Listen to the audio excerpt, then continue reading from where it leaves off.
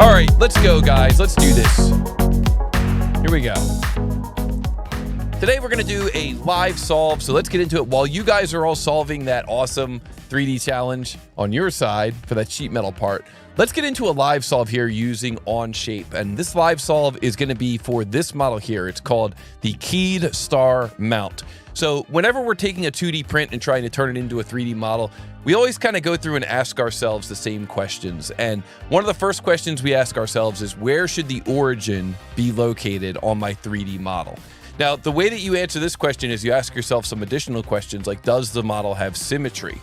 Because if the model has symmetry, particularly if the model has symmetry in two different directions, like symmetry in this direction, symmetry in this direction, well, guess what? The origin is going to be at the intersection of that symmetry almost every time. You know, it wouldn't make sense to just drop the origin here. Doesn't really make sense to put it there. All your dimensions are kind of coming from that center point outward. You're going to set yourself up to do some mirroring or some circular patterning. So having the origin right at the center is going to be a pro move. The next thing you're going to ask yourself is where should the origin be located vertically in this case? So still asking about the origin. And I think that probably along this line right here. Usually what I do is I just take a quick glance at the print and I look at where several of the dimensions are coming from. If all the dimensions were coming from down here at the bottom of the model and then, you know, going up like baseline dimensioning, well, in that case, I would put the origin down at the very bottom of the model. But since all the dimensions seem to be coming from this location here, that's most likely where my origin is going to be. So now we know where the origin is going to be. Now the next question is going to be, what's my very first feature going to look like? And that means, what is my first sketch going to look like? And so the way that we can decide that a lot of times is we can just kind of ask ourselves what the footprint of the part looks like, or kind of how the part is going to interface with the next part down the line. And so in the case of this part here, because it's got this kind of tapered nozzle on it, this probably sits down into another component. Like looking at this in the section view, it probably sits down into another component like this, and then it probably gets bolted together here, some kind of like hex bolt or socket and cap screw, something like that. So because of that, I would say that the footprint of this part is this kind of star shape here. And so that's what I think my first sketch is going to look like. Now, as always, if we could just sketch 1/4 of it and mirror it, that's going to save us a lot of time. And so that's almost certainly what I'm going to be doing here as part of my strategy in this first sketch. So instead of my first sketch looking like that entire star shape, my first sketch might actually just look like one quadrant of that star shape. So maybe I'll just kind of make this shape here because it's easier to constrain. It's easier to lock everything down if I just kind of do one quadrant. Then I could either mirror the sketch or I could extrude that as a solid. Again, just, you know, doing one quadrant of it. And then I could start mirroring it across the model after I extrude it. So after you decide on what your very first sketch is going to be, what sketch plane it's going to be on, the sketch plane in this case is going to be the top plane. So I'll sketch it here on the top plane. I'll kind of sketch that first set of geometry, that kind of quadrant sketch there. After you decide on that information, then you want to ask yourself, what am I going to be doing with my subsequent features? And this is an exercise that you'll get better at with time. With time and experience, you'll get better and better at understanding kind of the order of your features and how they're going to be created.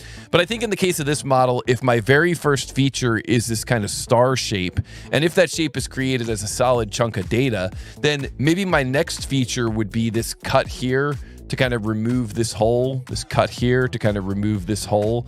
And then my third feature could maybe be this spout that's coming out the top here. So a sketch of a circle that gets extruded up. Then my fourth feature, I could start addressing this lower spout here that's kind of tapered down. And I think that for a sketch like this, what I would do is I would create just a cross section of the sketch and then perform what's called a revolve. And I would revolve that around that lower area of the part. And then once I have all that geometry in place, I should be in a good spot to do my final cut extrude, which if I included these holes here in the original feature, then the only thing left for me to cut extrude will just be this circle shape here with this rectangle. Could probably get that all in one sketch and then just cut extrude it right through. So after that's all done, the only thing that's going to be left is going to be these fillets. A lot of times I'll save these fillets to the end, particularly if they all happen to have the same radius. So it looks like this has got a radius of 0.25, radius of 0.25, radius of 0.25. That's a good situation. I think I'm going to save that and just do all those fillets at the end with one single fillet command.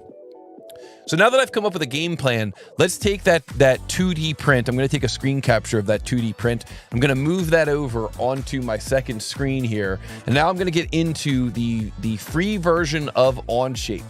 So if you're ever interested in learning a new CAD system, Onshape is a great one to learn because it's totally free and it's in a browser. You don't have to install anything. You just go onshape.com/free.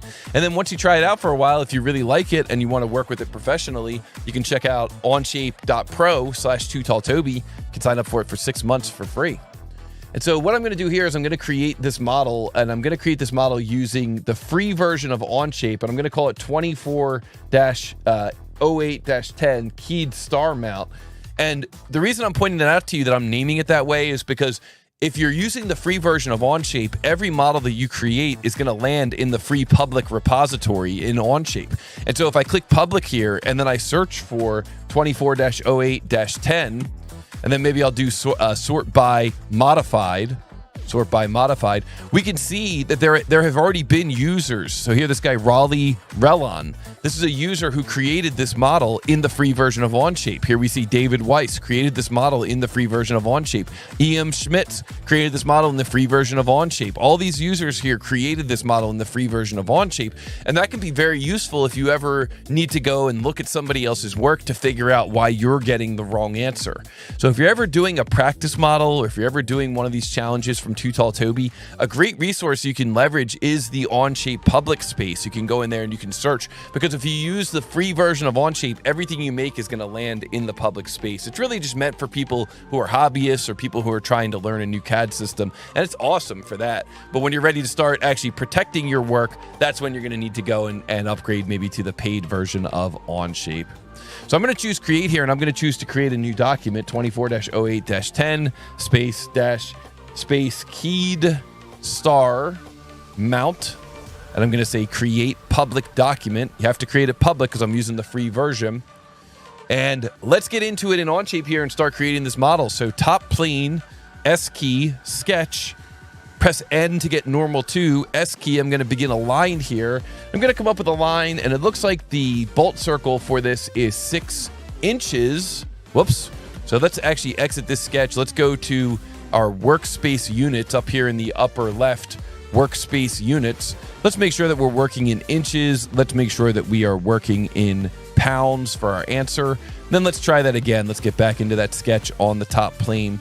And we're going to press the S key here, and we're going to go to a bolt circle here that's pretty close to 3 inches. I'll go a little bit larger than 3 inches. Then I'm going to come back and I'm going to touch that endpoint, and I'm going to just come around with a, whoops, I forgot actually, I'm not going to be able to do that. I'm going to just create an arc here like so.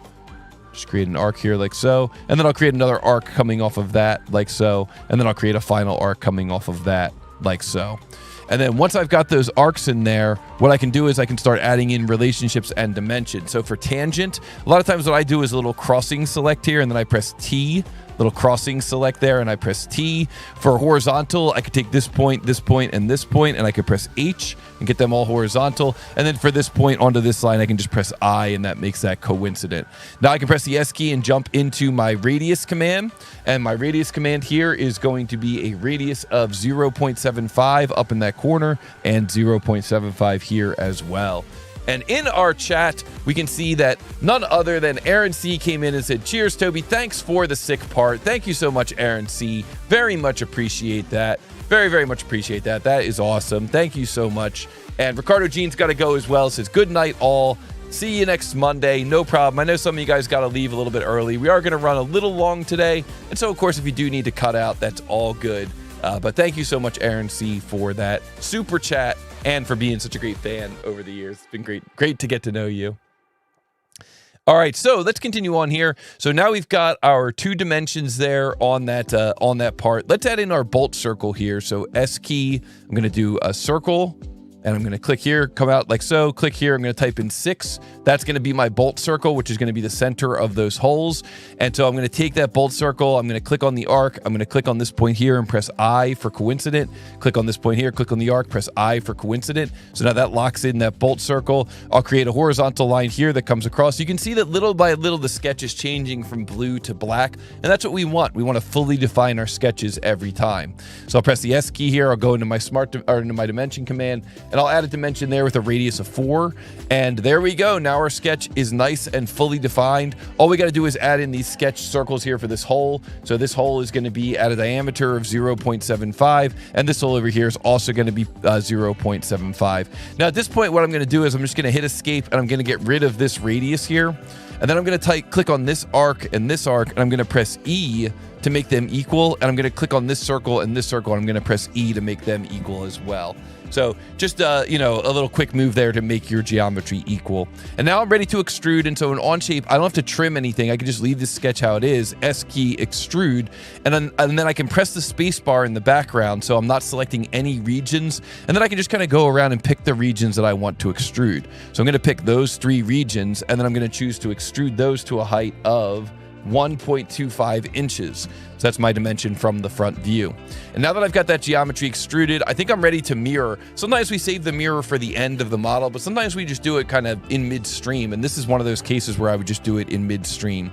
So mirror, this is what I'm going to be mirroring. This is going to be my mirror face. And I'm going to press Shift Enter, because that's going to let me repeat that command. So this is what I'm going to be mirroring, and this is going to be my mirror plane, and Enter to finish that out. And there we go. We got our double mirror for that part.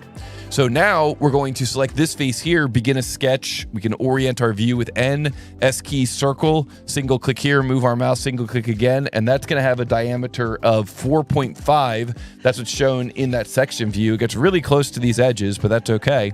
And then S key extrude, and this is going to be a remove, and this is going to go down to a depth of up to face. And the face is going to go up to is going to be this face here, but that, as you can see, is not what we want, because that would blast through the part. And then we're going to say that we want that to have an offset distance, and that offset distance is going to be 0.25. And so once we do that, we can press Enter, Enter, and then we can look at the model. We can click on this face here. We can move around to the bottom. We can click on this face here, and then we can look down here in the status area. And the status area tells us that the distance between those 2 faces is 0.25. So that matches up with our drawing. That's exactly what we wanted for that depth. And that's how you do an extrude offset from a face using Onshape. You go up to face, and then you click offset. So now I'm ready to extrude that that kind of main boss that's coming up from the bottom. It looks like the dimension on that thing is 2 inches from the bottom, so I'm just going to start that sketch down here as well. So pick that face, begin a sketch, get normal to, S key, circle, single click, move our mouse, single click again, 2.5 for the diameter, and then we're going to S key extrude that, and we're going to reverse the direction and bring that up to a height of 2 inches. And so there we go. There's our extrusion for that kind of centered peg. So this thing's really coming together nicely. We were really able to follow our game plan, that's why it's important to come up with that game plan in the beginning. So now we're ready to move on to that kind of lower spout area. So I'm going to go to the front plane, begin a sketch, and get normal to. And I'm going to create this shape, the shape of kind of the spout from the cross section. So I'm going to create a shape like this. And once I've got that shape created, what I could do is I could create a final kind of a center line here. So I begin the line command and I press Q. And when you press Q, what that does is it gives you a center line here. And so what that sets me up for is it sets me up to create this dimension, the dimension from this point to this center line, and then I can cross over that center line and get the doubled dimension. So that lets me create that 2-inch dimension down at the bottom of that spout. Now I just need to create the dimension here from the bottom of the part to the bottom of the spout, 1.75, and then finally the angle dimension, which is going to be the dimension from here to here. And when we go to put in that dimension, we can just click in the background, and then we can type 35/2. Since it's 35 across the entire part, we want to get half of that, but I can't figure that out in my head, so I just do 35/2. I'm just kidding, by the way, guys. I could figure that out in my head. All right, so now we're going to take that geometry and we're going to go revolve, and our revolve axis is going to be this axis down here, and there we go. That gives us that spout shape. Hit the green check mark, and then for our final feature, we just need to create that kind of keyed hole up at the top. Select this face, begin a sketch, orient the view, S key, circle, single click, move our mouse, single click again, let go of the mouse. That circle is going to have a diameter of 1.5, and then we can do S key, center point rectangle, single click, move our mouse, single click again, let go of the mouse, and that center point rectangle is going to be 1.875 by, can't see this dimension, by 0.375. Whoops, I could have gotten that all in one shot. Let me just do that again. Control Z, had to move the chat. Here we go. 1.875 875, enter 0.375 for that other keyway direction. So that gives us a nice fully defined sketch there just by using our auto dimensions in Onshape, a great time saver for sure. And so now we can take that geometry and we can choose S key extrude. That's going to be a remove. That's going to go through all. And there we see that cut is coming out the bottom in the preview. We hit the green check mark, and now all that's left to do is press P to hide our planes. Go over here to where it says part 1 down at the bottom, right mouse button, edit appearance. We can make this display kind of the same as the 2D print. Right mouse button down there on part 1, say assign material. And this material is going to come from the tootalltoby custom material library. And that material is going to be plain carbon steel. And so when we're done, we can click down here in the lower right corner for the mass properties of this part. We can choose that mass properties. We can click this part. And the answer we're coming up with is 7.45 pounds. So I'll type that into the chat. Oh, wait. No. Before I type that into the chat, almost forgot a feature there, guys. S key, fillet. Fillets, yes. SYSRPN says it in the chat. Fillets. That's exactly right. So we got to add our fillets here. So begin the fillet command. So the way that I do this is I do S key, fillet, and then I press tab to get down to the radius. And the radius of this fillet is going to be 0.25. Enter, and then I single click on this edge, I single click on this edge, and I single click on this edge here, and then we can hit the green check mark. So that's how I do my fillets. Just tab down to the fillet radius. And so now we go mass properties down here, click on this part, and we're coming up with a mass of 7.55. Woo! Almost got that wrong potentially. So 7.55, we're going to enter that in the chat. 7.55, and there we go. We enter that in the chat, and let's return to our presentation and see if we got it right. Here we go. The correct answer is 7.55 pounds. Oh yeah, we did it. Very nice, very nice. Omri says, I pre-select and hit Shift F. Yeah, that's a great shortcut to learn also. That definitely works as well. So instead of beginning the fillet command there, we could pre-select these edges. So you pick these 1, 2, 3 edges and then Shift F, and then that takes you to the fillet, and they're already selected. And then we could do tab 0.25, enter, and finish it that way too. That's I like that workflow too, Omri. Thanks for sharing that. That is awesome. So yeah, 7.55 is correct. Rambros says, GG tootalltoby. Thank you. FPV Kev says, awesome rapid fire live solve. I have a fully defined circle with a quarter sketch on the main shape. Nice. Well, we are going to record that. We will maybe spit that out as a standalone video for you, Kev. And hope you guys enjoyed that one. If you did, be sure to hit the like button. Be sure to subscribe to the channel. Be sure to let us know what you think about this one down in the comments. And with that, we are going to get to the answer for your second challenge of the day here today. But don't forget to support the channel, like and subscribe, share and reshare. If you see anybody this week walking around the office, tell them about tootalltoby.com. If you have the financial means, the financial support is always welcome and appreciated. We really appreciate our super chat supporters, our super thanks supporters, our super fans from all over the world. And of course, be on the lookout for upcoming training. tootalltoby.com/training is your hub for all of that upcoming training.